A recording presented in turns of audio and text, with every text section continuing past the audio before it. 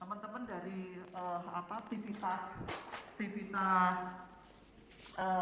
Fasdiankes, teman-teman pelaku juga ini juga mengeluh juga ya, karena kalau nggak ada akreditasi itu tidak ada gregetnya untuk melakukan upaya peningkatan mutu.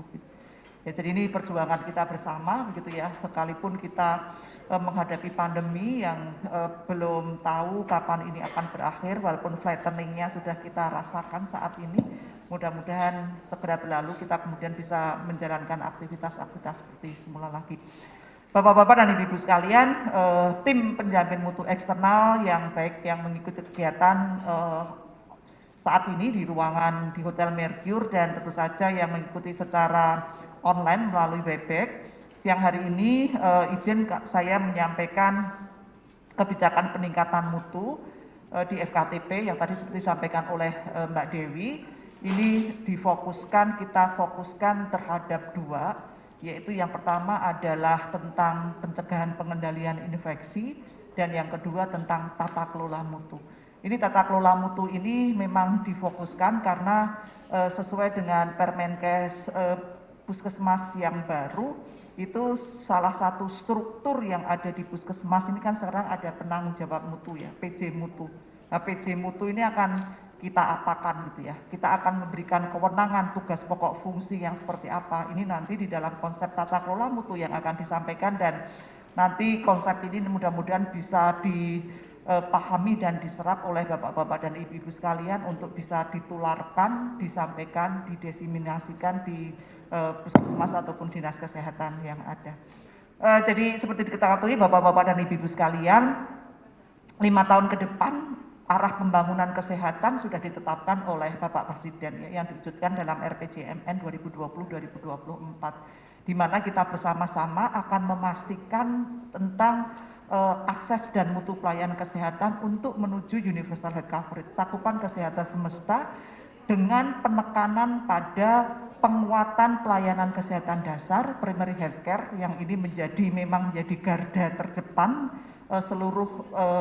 seluruh perjuangan pelayanan kesehatan, terutama untuk peningkatan promotif preventif, tentu saja tanpa meninggalkan upaya-upaya kuratif rehabilitatif dengan didukung oleh inovasi dan pemanfaatan teknologi. Jadi itu arah pembangunan kesehatan kita sudah jelas ya, seperti norma yang sudah tercantum di dalam RPJMN 2020-2024. Untuk itu sudah ada 5 strategi yang ditetapkan agar arah kebijakan pembangunan kesehatan ini bisa kita capai bersama. Jadi kita tahu bahwa kita masih berhadapan dengan AKI-AKP yang cukup tinggi, sehingga strategi untuk peningkatan kesehatan ibu dan anak ini menjadi strategi yang utama. Kemudian ada percepatan perbaikan gizi masyarakat, stunting, ini kaitannya begitu ya. Kemudian tentang peningkatan pengendalian penyakit, baik itu penyakit tidak menular ataupun penyakit menular, non-communicable disease dan communicable disease. Kemudian pembudayaan gerakan masyarakat hidup sehat. Ini tidak hanya sekedar kita menggermaskan diri, tetapi bagaimana pembudayaan ini betul-betul terinternalisasi pada masyarakat kita, dan yang terkait dengan kita semua terhadap seluruh sivitas yang bergerak di bidang pelayanan kesehatan dari tingkat rujukan sampai tingkat primer, yaitu tentang peningkatan pelayanan kesehatan, penguatan pelayanan kesehatan. Seperti kita ketahui, pada saat kita bicara tentang penguatan pelayanan kesehatan, kita akan berhadapan dengan dua hal. Yang pertama, kita harus memastikan bahwa masyarakat memperoleh akses pelayanan kesehatan, dan yang kedua, harus kita pastikan bahwa pelayanan kesehatan kita adalah pelayanan kesehatan yang bermutu.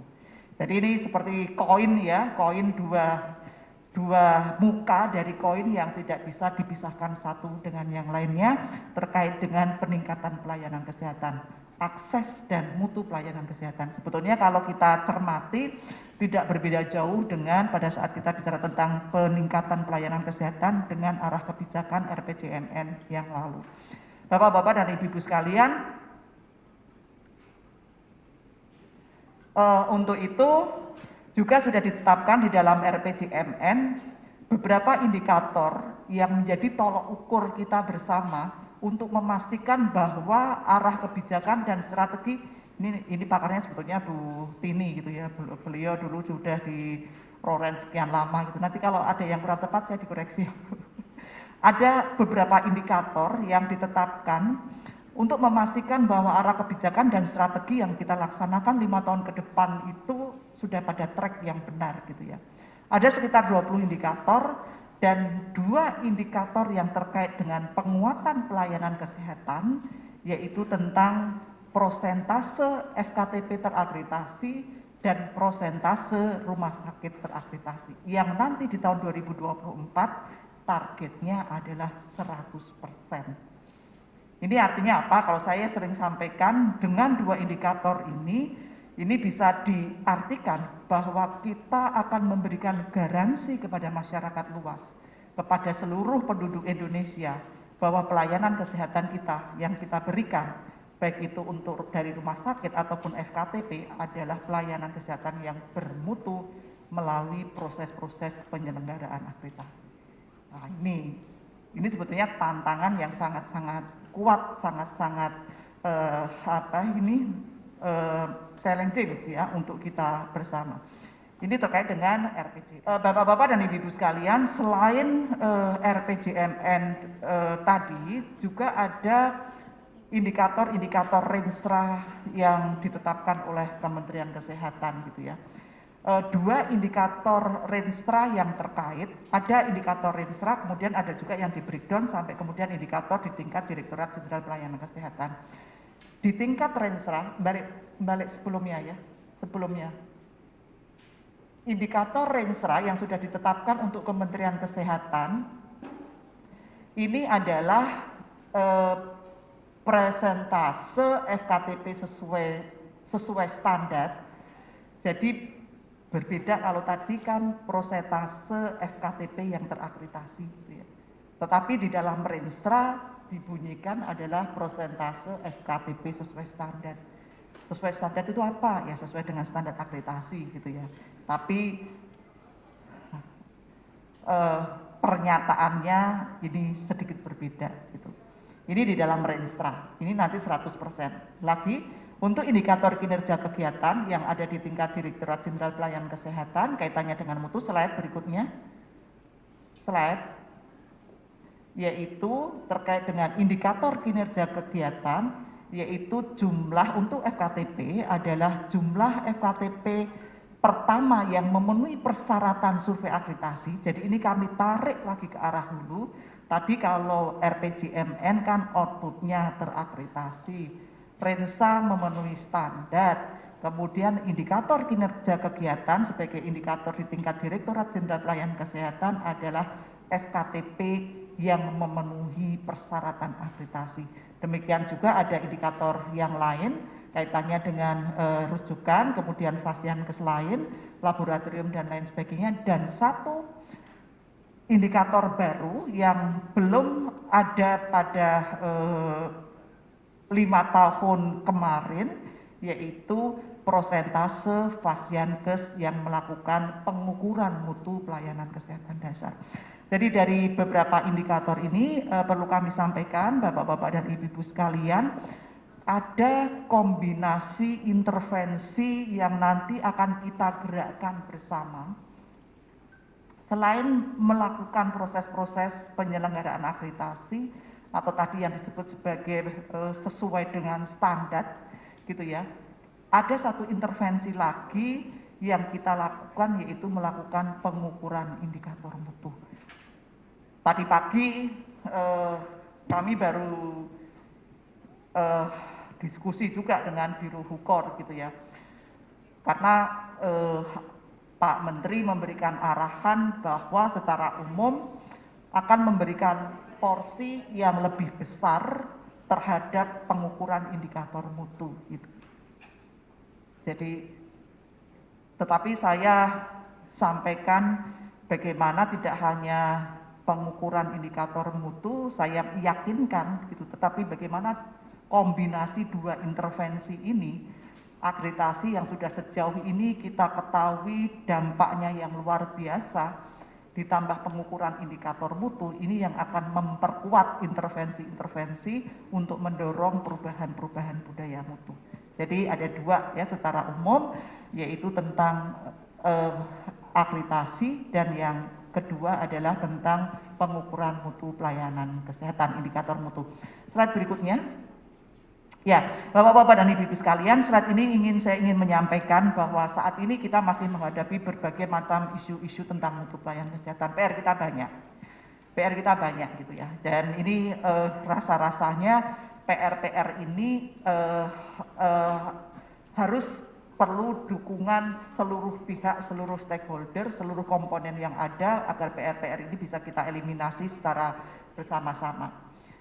Dari kaitannya dengan akses dan mutu pelayanan kesehatan yang belum terdistribusi secara merata. Ini fakta ya. Dengan berbagai macam latar belakang kondisi geografis, demografis dan lain sebagainya, memang sekarang ini adalah saat ini yang kita hadapi saat ini. Kemudian isu strategis berikutnya adalah ketersediaan dan kepatuhan terhadap standar mutu klinis dan keselamatan pasien. Ini saat ini sebenarnya kalau kita bicara tentang standar mutu klinis, kita bicara tentang PMPK, PPK gitu ya, tentang guideline dan sebagainya, sudah banyak gitu ya. Kalau saya tidak salah PNPK yang sudah ada dari profesi yang ada di Kementerian Kesehatan itu sekitar 30-an PNPK ya. Tapi ternyata PNPK ini sebatas ya, guideline yang ada ini sebatas dokumen gitu ya. Dokumen, sudah kadang akses terhadap dokumen regulasi-regulasi ini masih menjadi kendala, tetapi di sisi lain ternyata guideline ini sebatas dokumen yang tidak dimanfaatkan secara optimal gitu. Pada saat memberikan pelayanan, pada saat melakukan tata kelola, baik itu tata kelola klinis manajerial ataupun mungkin juga UKM-nya, ini tidak dijadikan best practice, tidak dijadikan guideline. Jadi sayang sekali gitu ya. Ini adalah fakta yang kita hadapi bersama.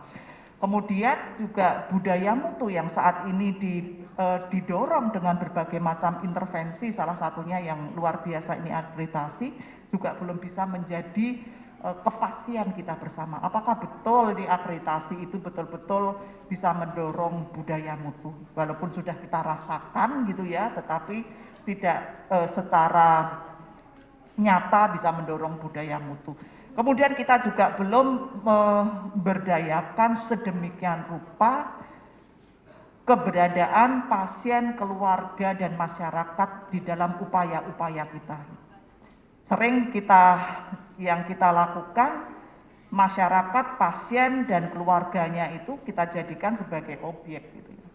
Tetapi kita belum memaksimalkan, belum melakukan engagement secara optimal terhadap peran-peran yang seharusnya bisa kita manfaatkan dari keberadaan pasien, keluarga, ataupun masyarakat yang ada. Padahal pada saat kita memberikan, misalnya saja, pada saat kita memberikan asuhan dan kemudian pasien ini kita libatkan secara penuh di dalam proses-proses asuhan, itu hasilnya akan sangat-sangat luar biasa.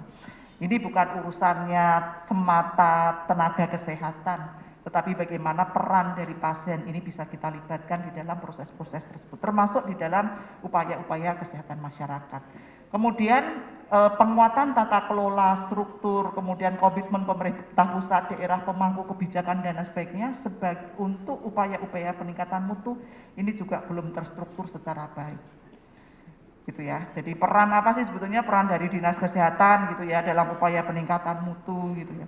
Makanya di dalam konsep kami peningkatan dan pembinaan mutu, peran dari Dinas Kesehatan baik itu di kabupaten, kota, dan provinsi ini kita empowering betul gitu ya, agar bisa menjawab ini isu strategis yang saat ini kita hadapi bersama.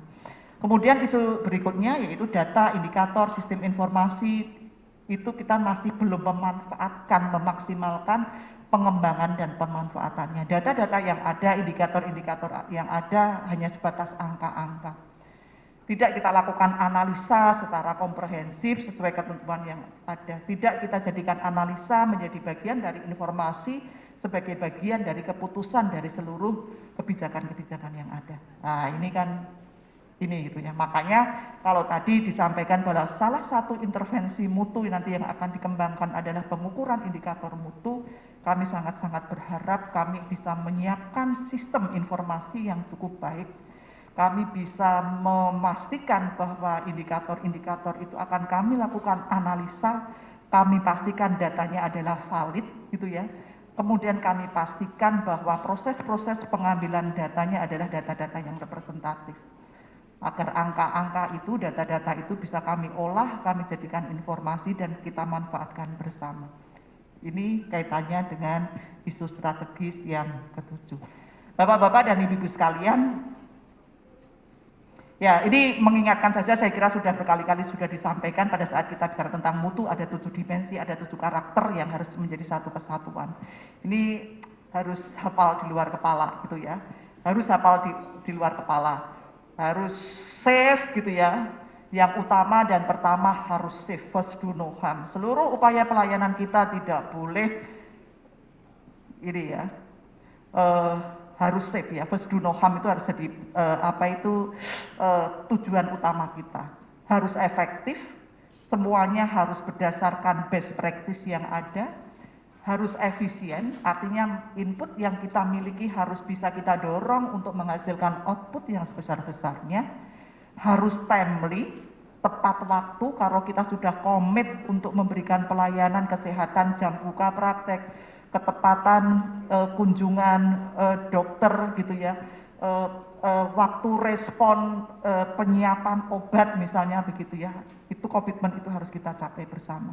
Kemudian harus adil, tidak boleh pelayanan kesehatan kita berdasarkan membeda-bedakan berdasarkan latar belakang pasien, harus berorientasi kepada pasien, pasien oriented atau community oriented juga, harus bisa menjawab apa sebetulnya need preferensi pasien, kemudian harus terintegrasi dari satu unit ke unit lainnya, dari satu sistem pelayanan ke sistem pelayanan yang selanjutnya, itu harus menjadi satu kesatuan yang terintegrasi. Ya, ini saya kira sudah sering disampaikan dan mudah-mudahan pemahaman kita sudah cukup baik.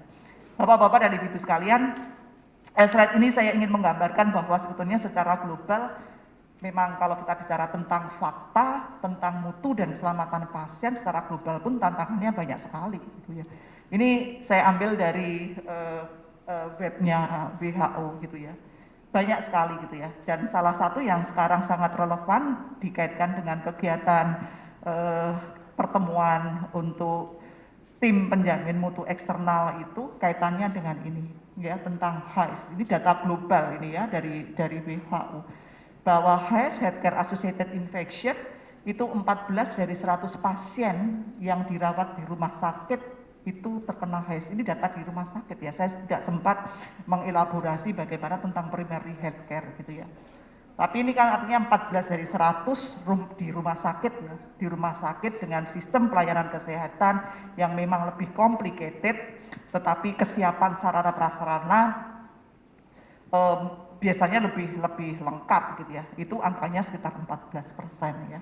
Ini data secara global, tetapi ada fakta-fakta lain, misalnya saja bahwa 15, ini implikasinya ya, 15% biaya kesehatan ini terpakai untuk mengatasi kejadian yang tidak diharapkan, KTD gitu ya.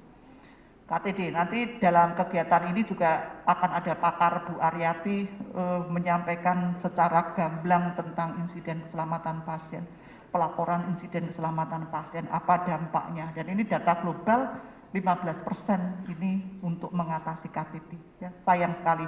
Ada data juga yang saya mengambil dari salah satu buku itu, secara nominal itu 45 million US dollar ya. Itu karena medication error.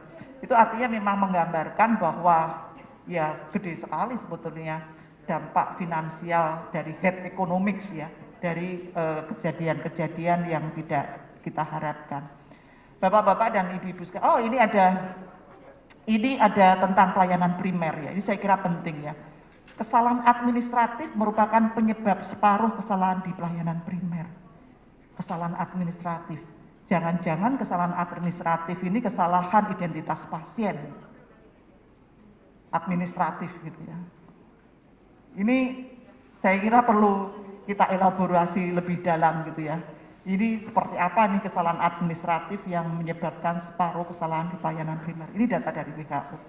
Ya, Bapak-Bapak dan Ibu-Ibu sekalian,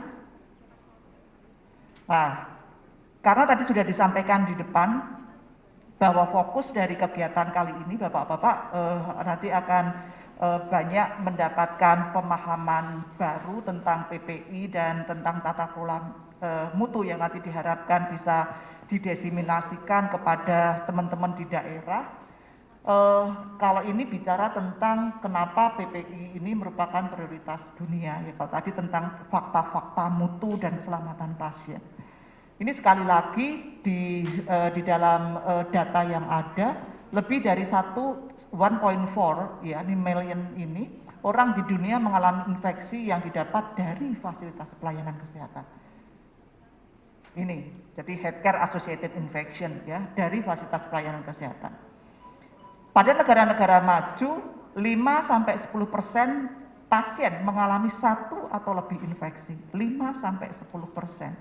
Dan di negara berkembang, angka HAIS-nya ini bisa meningkat 2 kali sampai 20 kali lebih tinggi dibandingkan negara-negara yang maju ini. Jadi betapa kemudian bagi kita semua memahamkan tentang prinsip-prinsip PPI ini sangat-sangat penting untuk kita semua. Saya sempat kemarin bertemu dengan di daerah gitu ya, bertemu dengan perwakilan puskesmas. Kemudian pada saat diskusi komunikasi saya sampaikan gitu ya, saya berharap mendapatkan feedback dari peserta pemahaman tentang PPI yang ada di dalam PMK 27 2017 sejauh mana sih gitu ya. Ternyata sebagian besar belum terpapar gitu. Padahal PPI itu pada saat kita bicara tentang pandemi COVID-19 itu kalau menurut saya itu merupakan senjata kita. Senjata PPI itu gitu ya. Bagaimana mungkin kalau kita akan menghadapi pandemi COVID kita belum paham misalnya tentang, belum tentu semuanya ya, tapi bagaimana tentang kaidah-kaidah pemakaian APD, bagaimana kita harus mengelola alat kesehatan kita, bagaimana etika batuk, etika respirasi ini harus kita kembangkan gitu ya, contoh-contohnya. Jadi ini menjadi tantangan untuk Bapak-Bapak dan Ibu-Ibu sekalian melalui kegiatan kali ini. Nanti mudah-mudahan pemahaman terhadap PMK 27, konsekuensi dan implikasinya dan teknis yang harus dilakukan nanti bisa terelaborasi secara baik. Bapak-Bapak dan Ibu-Ibu sekalian, ya terkait dengan regulasi mutu keselamatan pasien saya kira tidak kurang-kurangnya. Jadi kalau puskesmas kita sudah mempunyai PMK 46, rumah sakit kita baru saja memiliki PMK 12 tahun 2020 tentang akreditasi. PMK 46 ini baru kita revisi terus-menerus ya, sejak Rakerkesnas perjuangan kami ditantang terus-menerus ya untuk menyempurnakan konsep-konsep penyempurnaan dari PMK 46. Kemudian ada PMK 11 tahun 2017 tentang keselamatan pasien. Ya, ini dalam kegiatan ini juga nanti akan dikumpas lebih dalam lagi bagaimana kita menerapkan keselamatan pasien tentang 7 langkah tentang standar keselamatan pasien dan sasaran keselamatan pasien di FKTP ini seperti apa di puskesmas. Kemudian ada Permenkes 27 tahun 2017. Ini menjadi 2 poin regulasi yang akan dikupas tuntas di dalam kegiatan ini. PPI, ini PPI 27 tahun 2017 untuk seluruh Fasiankes. Kemudian juga ada K3 kesehatan dan keselamatan kerja ya untuk tenaga kesehatan dan seluruh sivitas yang ada di rumah di Fasiankes. Jadi tentang K3 ini juga menjadi poin yang sangat-sangat penting di tengah pandemi COVID ini seperti kita ketahui kalau data yang ada ini kan lebih dari 250 tenaga kesehatan ya yang wafat pada saat menjalankan tugas perjuangan pandemi COVID. Tentu saja ini menjadi keprihatinan kita bersama. Mudah-mudahan regulasi-regulasi yang kemudian dibangun ini betul-betul kita bisa memberikan perlindungan kepada tenaga-tenaga kesehatan kita yang berjuang di ujung pandemi COVID-19. Bapak-bapak dan ibu-ibu sekalian, ya ini mempertegas saja tadi yang disampaikan, jadi bahwa dari sisi sasaran upaya-upaya peningkatan mutu yang akan dilakukan 5 tahun ke depan, akreditasi dan pengukuran indikator mutu ya sasarannya. Kemudian strateginya tadi juga sudah disampaikan gitu ya, salah satunya adalah penyempurnaan sistem akreditasi, baik itu penyelenggaraannya, standarnya, dan slide-slide berikutnya saya sedikit menyampaikan apa perubahan penyelenggaraan norma yang kami bangun untuk ini kami lakukan terkait dengan konsep akreditasi walaupun tidak detail dan mungkin di antara bapak-bapak dan ibu-ibu sekalian juga sudah mendengar gitu ya. Jadi konsepnya kemudian penyempurnaan dari penyelenggaraan akreditasi sebagai upaya peningkatan mutu ini digambarkan sebagai peningkatan dan pembinaan mutu. Peningkatan dan pembinaan mutu yang dilakukan secara internal dan yang dilakukan secara eksternal. Internal artinya kewajiban dari Dinas Kesehatan dan seluruh stakeholder yang ada untuk melakukan pembinaan pada fasilitas pelayanan kesehatan binaannya, agar dengan peran dari Dinas Kesehatan itu seluruh fasilitas pelayanan kesehatan yang ada di dalam daerah binaannya itu bisa melakukan peningkatan mutu. Itu adalah peran dari Dinas Kesehatan Kabupaten Kota. Ini ya, PPMI, peningkatan dan pembinaan mutu internal. Itu adalah peran dari Dinas Kesehatan untuk memastikan bahwa fasilitas pelayanan kesehatan binaannya itu betul-betul melakukan peningkatan mutu. Ini yang bertanggung jawab gitu. Kemudian satu lagi, peningkatan dan penilaian mutu eksternal. Itu adalah seolah-olah adalah lembaga eksternal yang memastikan betul bahwa upaya-upaya pembinaan yang dilakukan oleh Dinas Kesehatan Kabupaten setempat itu memang comply dengan standar-standar yang sudah ditetapkan. Ini peran dari Dinas Kesehatan Provinsi dengan kebijakan approval dari Kementerian Kesehatan. Ya, jadi dengan kolaborasi ini nanti diharapkan peran dari Dinas Kesehatan menjadi nyata. Kemudian dipastikan juga sebetulnya dengan proses ini kita juga bisa memberikan garansi bahwa upaya-upaya penilaian mutu eksternal sekalipun itu dilakukan oleh pemerintah dengan menugaskan teman-teman tim penjamin eksternal yang melakukan penilaian kan tim penjamin eksternal, tapi yang menugaskan adalah Dinas Kesehatan atas approval dari Kementerian Kesehatan. Tetap dijamin bahwa proses-proses itu adalah proses-proses yang independen. Tidak ada konflik of interest, tidak ada benturan kepentingan. Ini kan yang dikhawatirkan ini. Kalau yang menyelenggarakan pemerintah jangan-jangan nanti ada benturan kepentingan gitu ya, itu daerah pemilihan saya ya udah lulus saja gitu ya, itu nggak bisa gitu ya dengan proses-proses yang seperti ini gitu ya. Ini konsep yang dikembangkan. Kemudian bapak-bapak dan ibu-ibu sekalian,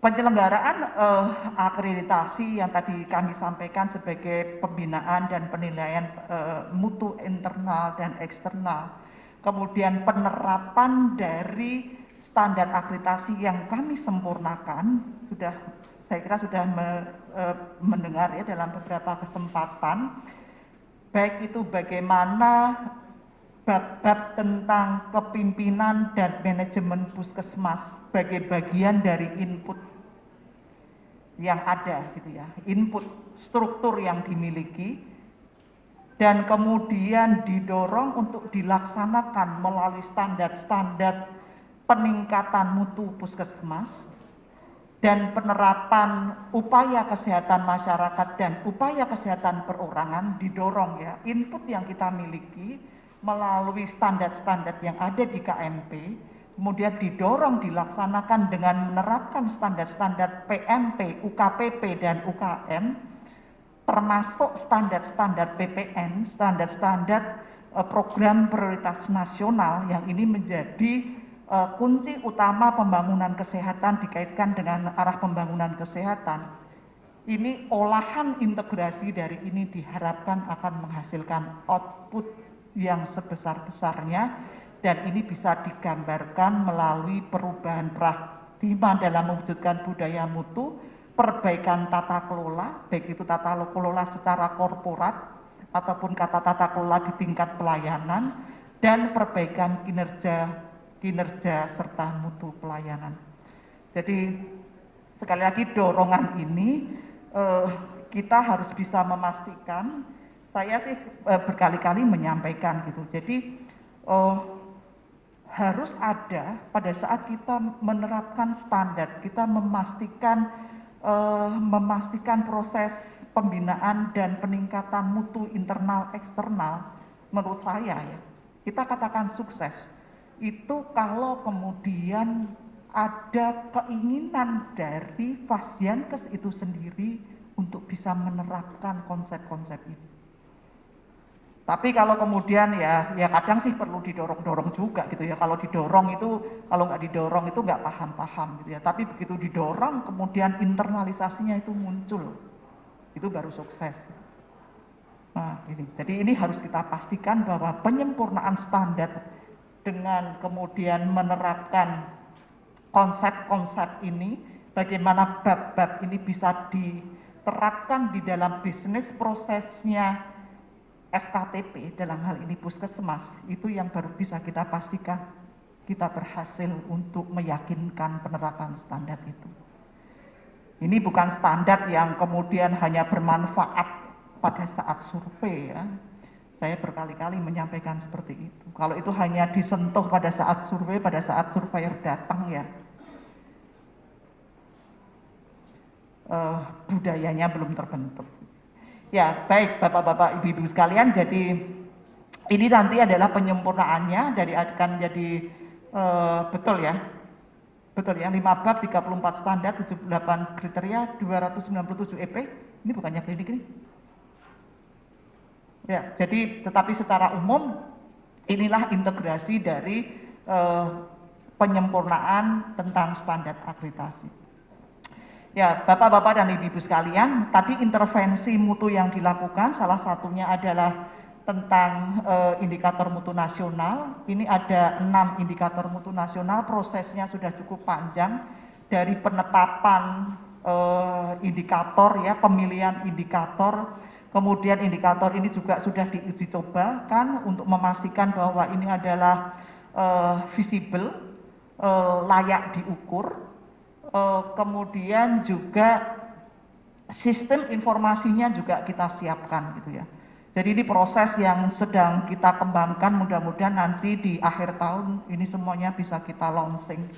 Ya, untuk puskesmas ada 6 tentang angka keberhasilan pengobatan pasien TB untuk semua kasus sensitif obat. Kemudian persentase ibu hamil yang mendapatkan pelayanan sesuai standar, ini disesuaikan dengan program prioritas nasional ya, karena ada tentang communicable disease, kemudian tentang AKB, kemudian kepatuhan identifikasi pasien, ini karena kaitannya dengan keselamatan pasien, sasaran keselamatan pasien. Kepatuhan kebersihan tangan ini dikaitkan dengan PPI, tapi juga dikaitkan juga dengan sasaran keselamatan pasien. Kemudian kepuasan pengguna layanan Ini karena kami Kementerian Kesehatan akan melakukan benchmarking dari indikator-indikator nanti yang akan didapatkan dari semua fasilitas pelayanan kesehatan. Jadi nanti akan terlihat benchmarking bagaimana sih kepatuhan indikator pencapaian kepuasan pengguna layanan antara FKTP, puskesmas, klinik, gitu ya, kemudian laboratorium dan rumah sakit. Karena ada indikator-indikator yang itu dijadikan benchmarking antar fasilitas pelayanan kesehatan.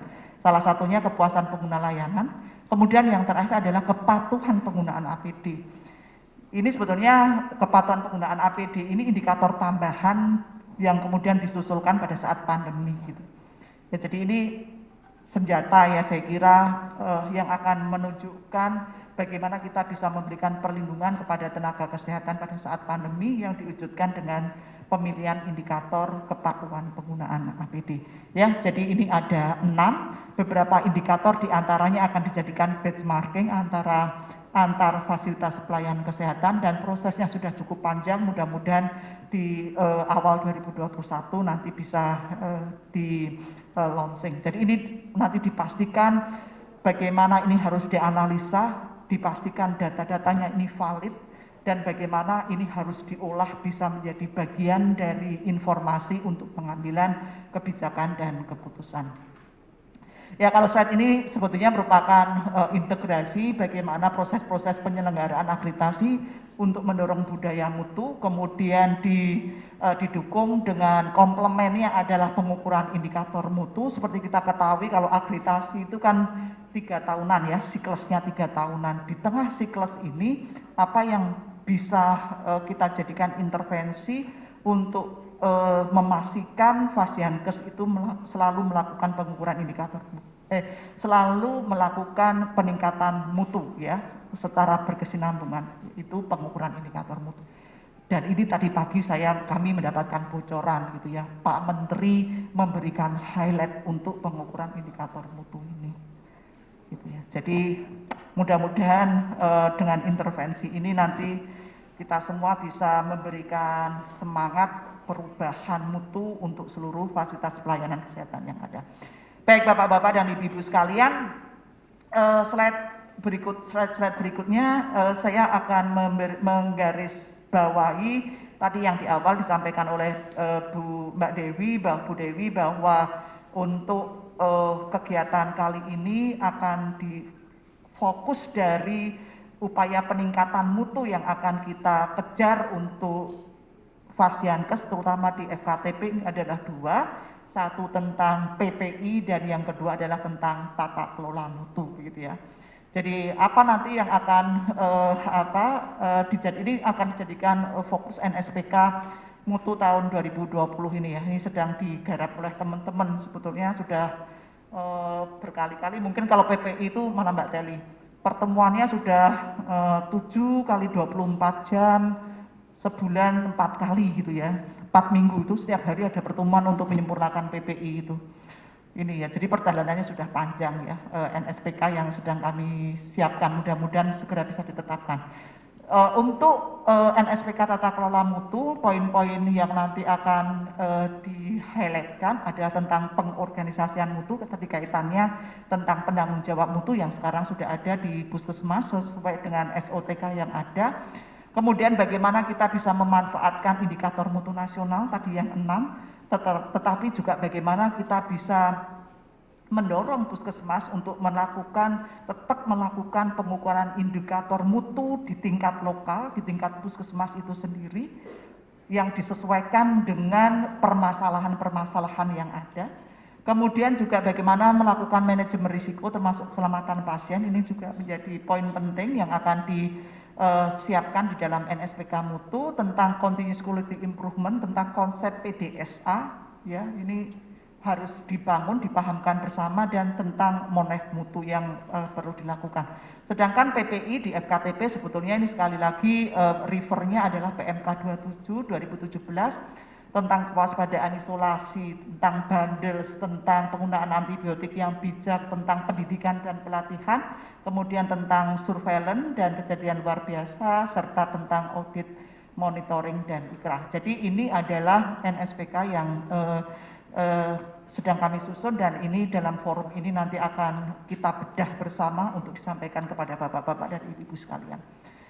Saya berikutnya tentang PMK 27 karena ini menjadi penting sekali untuk teman-teman puskesmas gitu ya. Jadi kalau sekali lagi kalau kita bicara tentang PMK 27 tentang PPI, dikatakan bahwa tadi dari data-data yang ada ya, data-data global, fakta tentang mutu dari WHO dan sebagainya, penyakit infeksi terkait pelayanan kesehatan yang sering kita sebut sebagai healthcare associated infection, dulu sih hospital associated infection ya, tapi sekarang menjadi healthcare, meluas gitu ya, merupakan salah satu masalah kesehatan di berbagai negara di dunia. Tapi faktanya sudah kita lihat bersama. Dan pada hakikatnya HAIS ini dapat dicegah bila Fasiankes ini secara konsisten melaksanakan program PPI. Dampak implikasinya yang luar biasa itu sebetulnya dapat dicegah kalau kita bersama bisa memastikan Fasiankes ini secara konsisten melaksanakan program PPI. Dan PPI ini pada hakikatnya sebuah upaya untuk memastikan memberikan perlindungan kepada setiap orang, setiap ini baik itu tenaga kesehatan, pasien, dan pengunjung terhadap kemungkinan tertular infeksi, baik ini yang berasal dari masyarakat umum atau pada saat menerima pelayanan kesehatan. Jadi ini hakikat dari PPI. Dan untuk itu diperlukan pedoman PPI sebagai acuan dalam pelaksanaan PPI untuk melindungi masyarakat dan keselamatan pasien dan tentu saja untuk peningkatan mutu. Jadi kaitannya antara PPI, mutu, keselamatan pasien itu ya diwolak-walik ya tentang itu gitu ya. Dan ini saat ini kita akan fokus concern untuk memahamkan seluruh Fasiankes terutama puskesmas untuk bisa menerapkan PPI secara baik. Dan tujuannya di dalam PMK 27 ini tujuannya sekali lagi seperti tadi disampaikan, meningkatkan kualitas pelayanan, melindungi SDM, kesehatan pasien, masyarakat, seluruh SDM ya. Kemudian sasarannya sekali lagi ini tidak hanya hospital acquired infection tapi adalah healthcare associated infection, jadi seluruh fasilitas pelayanan kesehatan. Di dalam PMK 27 ini dijelaskan di dalam pasal 1 gitu ya, apa itu yang dimaksud sebagai PPI, apa itu yang dimaksud sebagai HAIS gitu ya, healthcare associated infection. HAIS ini didefinisikan sebagai infeksi yang terjadi pada pasien selama perawatan di fasilitas pelayanan kesehatan. Ketika masuk tidak ada infeksi dan tidak dalam masa inkubasi, kemudian infeksinya ini muncul, infeksi dalam rumah sakit ini muncul setelah pasien pulang, dan ini terkait dengan HAIS ini bisa juga infeksi yang terjadi pada tenaga-tenaga kesehatan yang melaksanakan pekerjaannya. Itu HAIS sesuai dengan PMK 27. Untuk itu seluruh fasilitas pelayanan kesehatan memang diharuskan melaksanakan konsep-konsep penyelenggaraan PPI. Ini di dalam pasal 3 PMK 27 ini sudah disampaikan setiap Fasiankes harus melaksanakan PPI. Penerapan PPI itu melalui 3 hal, ini di juknis yang disiapkan oleh teman-teman nanti sangat-sangat detail gitu ya.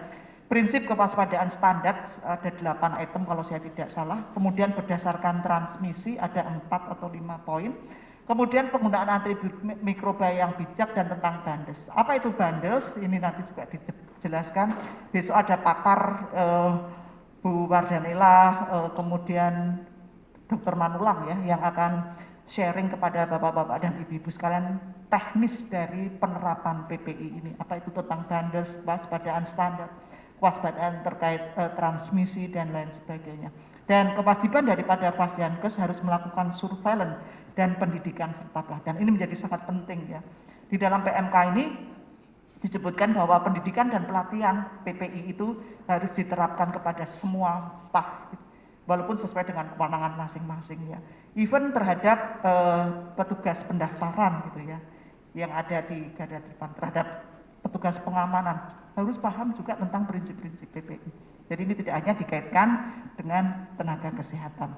Bapak-bapak dan ibu-ibu sekalian, untuk pelaksanaannya di dalam pasal 5 ini disebutkan bahwa pelaksanaan dari PPI itu melalui komite tim ataupun penanggung jawab. Nah ini kemudian nanti akan disesuaikan dengan kapasitas yang ada di masing-masing puskesmasnya. Tidak selalu harus membentuk komite, bisa dari tim, bisa penanggung jawab ya. Kemudian secara umum ini merupakan organisasi non struktural, fungsi utamanya ada dua gitu. Kalau dilihat dari sini sebetulnya menjadi dua sisi ya, karena di sini sebagai eksekutor menjalankan, tetapi juga sebagai regulator menyusun kebijakan itu di Pasyankes ya, komite tim atau penanggung jawab PPI. Dan fungsi utamanya menambahkan ini memang untuk melakukan pencegahan PPI yang bersumber dari masyarakat dan dari fasilitas pelayanan kesehatan itu sendiri. Di dalam PMK disebutkan bahwa pelaksanaan melalui komite ataupun penanggung jawab tim PPI ini dikecualikan untuk dokter praktik mandiri. Dokter praktik mandiri tidak perlu ada komite, tidak perlu ada tim, tidak perlu ada penanggung jawab gitu ya. Ini menjadi kewenangan dari Dinas Kesehatan untuk pelaksanaan PPI, untuk dokter praktek mandiri.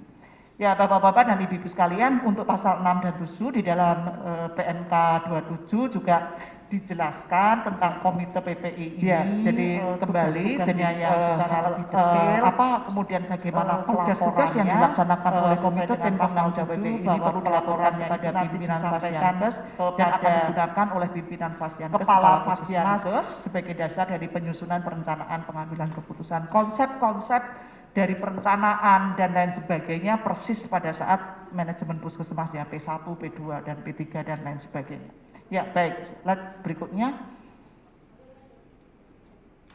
Ya ini secara umum tadi bagaimana pasal 5, pasal 6 dan pasal 7 kalau digambarkan dalam satu rangkaian pembentukan komite tim PPI penanggung jawab ini tujuannya apa, tugasnya apa, dan bagaimana pencatatan dan pelaporan itu harus dilakukan. Mempertegas lagi bahwa di dalam pasal 9 ini tentang pencatatan pelaporan harus dilakukan oleh komite ini dan disampaikan kepada Dinas Kesehatan Kabupaten, Kota, Provinsi, dan Kementerian Kesehatan secara berkala. Nah ini PR berikutnya gitu ya. PR berikutnya, pelaporan kepada Kementerian Kesehatan ini masih perlu dibangun. Sedikit kami informasikan Bapak-Bapak dan Ibu-Ibu sekalian, sebagai tambahan dari penyempurnaan SOTK yang ada di Kementerian Kesehatan, nanti kami di Direktorat Mutu Akreditasi akan ditambah satu komponen. Jadi selain sekarang kami mempunyai tiga komponen ya, tiga subdirektorat Mutu Akreditasi primer, rujukan, dan Pasyankes lain, nanti akan ada satu lagi direktorat secara khusus yang akan mengelola, subdirektorat ya, akan mengelola tentang PPI, PPRA, dan keselamatan pasien ya. Itu jadi merupakan bagian dari mutu gitu ya, nanti agar sentuhannya akan menjadi lebih dalam lagi ya, termasuk nanti setelah penyempurnaan ini bagaimana pelaporan-pelaporan insiden keselamatan pasien, kemudian tentang PPI dan lain sebagainya agar bisa dikelola secara lebih baik lagi. Kemudian apa yang harus disusun oleh setiap Pasyankes kaitannya dengan penerapan PMK 27 itu, jadi tentang kebijakan. Jadi ini saya kira hierarki tata kelola tata naskah dinas ya, tentang kebijakan PPI, pedoman panduan PPI, program kerja, kemudian SPO yang memang harus disesuaikan dengan kebutuhan dan sumber daya di masing-masing puskesmas ya. Ini agar mampu laksana gitu ya, jadi langkah-langkahnya akan menjadi lebih jelas ya, dengan berbagai hal yang harus disusun oleh teman-teman puskesmas. Tapi sekali lagi kalau buat saya mungkin misalnya saja kebijakan PPI gitu ya, itu kalau saya sih secara general, secara generik ya hampir sama sih, hampir semua puskesmas mungkin gitu ya, kebijakan PPI-nya bisa sama. Jadi nanti bisa kita siapkan gitu ya, template untuk kebijakan PPI itu seperti apa, yang nanti perlu di-adjust sedikit-sedikit disesuaikan dengan kebutuhan, tapi kan globalnya akan tetap sama. Pedoman panduan sebetulnya ya sama gitu ya, ya hampir sama kan gitu ya. Jadi nanti Mudah-mudahan nanti mohon bantuan Bapak-Bapak dan Ibu sekalian untuk bisa menyiapkan ini, kemudian nanti Puskesmas tinggal mengadjust sedikit-sedikit sesuai dengan kemampuannya. Agar nanti Puskesmas tidak terlalu rumit menyiapkan regulasi-regulasi ini. Nanti kalau Puskesmas terlalu rumit menyiapkan berbagai macam regulasi, kemudian melupakan pelayanan, melupakan upaya-upaya kesehatan masyarakat yang harus dilakukan, nanti jangan-jangan nanti akreditasinya disalahkan lagi gitu ya. Gara-gara akreditasi, semua staf Puskesmas terlalu fokus menyiapkan akreditasi sehingga melalaikan pasiennya lah, gitu ya. Lebih baik template-nya kita siapkan gitu ya. Nanti Puskesmas diminta untuk mengadjust apa-apa yang dibutuhkan. Ya Bapak-Bapak dan Ibu sekalian, untuk slide-slide berikutnya mungkin sekitar tinggal 3 slide. Saat ini kami menyiapkan turunan dari PMK 27 menjadi pedoman teknis PPI di FKTP ya, agar secara teknis nanti bisa diterapkan. Jadi tadi yang global tadi akan dibuat pedoman teknis yang tadi saya sampaikan sudah disusun 7 kali 24 jam, 4 kali dalam 1 bulan 4 kali minggu, itu ya sudah cukup panjang kali lebar gitu ya, mudah-mudahan segera bisa diselesaikan. Ya, ini adalah outline-nya terdiri dari berbagai macam bab gitu, kalau saya tidak salah ada bab 18 bab kalau saya tidak salah, yang terakhir itu tentang manajemen sumber daya PPI di FKTP. Jadi ini bab-babnya tongkrongannya sudah selesai sebetulnya, tapi tinggal menyempurnakan detail gitu ya, apa merupakan sandingan kalau kita sandingkan antara PMK 27 dengan pedoman teknis PPI yang sedang disusun untuk FKTP ini. Kalau PMK 27 kan tatarannya peraturan menteri, ini merupakan jabarannya pedoman teknis ini. Di dalam PMK 27 ini memang secara umum ya, healthcare associated infection ya, itu secara umum diterapkan di seluruh Fasiankes, tetapi ini difokuskan pada FKTP. Kemudian di dalam PMK 27 tidak disinggung-singgung tentang bagaimana penerapan PPI pada pelayanan di masyarakat ya, walaupun tadi sudah disampaikan healthcare associated infection itu bisa bersumber pada Fasiankes atau bersumber pada masyarakat, tapi jabarannya belum ada, sehingga di dalam petunjuk teknis ini dijabarkan gitu ya, apa penerapan PPI di Fasiankes. Kemudian juga ada penerapan yang lebih detail karena ada contohnya, fotonya dan lain sebagainya, agar betul-betul mampu laksana di FKTP ya, jadi betul-betul dituntun secara teknis gitu. Ini tadi tambahannya saja. Kemudian ini tadi yang saya sampaikan, jadi di dalam outline-nya tentang juknis pedoman ini, poin-poinnya adalah ini gitu ya, yang akan dijabarkan dari PMK 27. Jadi dari kewaspadaan isolasi, sistem bandel, kemudian penggunaan antibiotik yang bijak, pendidikan dan pelatihan yang harus wajib, dan kemudian kegiatan-kegiatan surveillance, kemudian juga audit, monitoring, dan ICRA ya, infection control risk assessment. Besok pada pelatihan ini juga akan disimulasikan ya, akan ada kegiatan workshop untuk melakukan ICRA ini. Ya, saya kira itu yang saya sampaikan Bapak-Bapak dan Ibu-Ibu sekalian. Jadi itu 2 komponen yang akan ditekankan dalam kegiatan kali ini, NSPK tentang tata kelola mutu, kemudian tentang PPI dan bagaimana konsep-konsep yang sedang kami persiapkan terkait dengan kebijakan mutu. Saya kira itu yang saya sampaikan. Terima kasih atas perhatiannya. Dan sekali lagi terima kasih, mudah-mudahan seluruh upaya kita ini segera bisa menyelesaikan berbagai macam PR yang sekarang kita hadapi bersama. Terima kasih dan wassalamualaikum warahmatullahi wabarakatuh.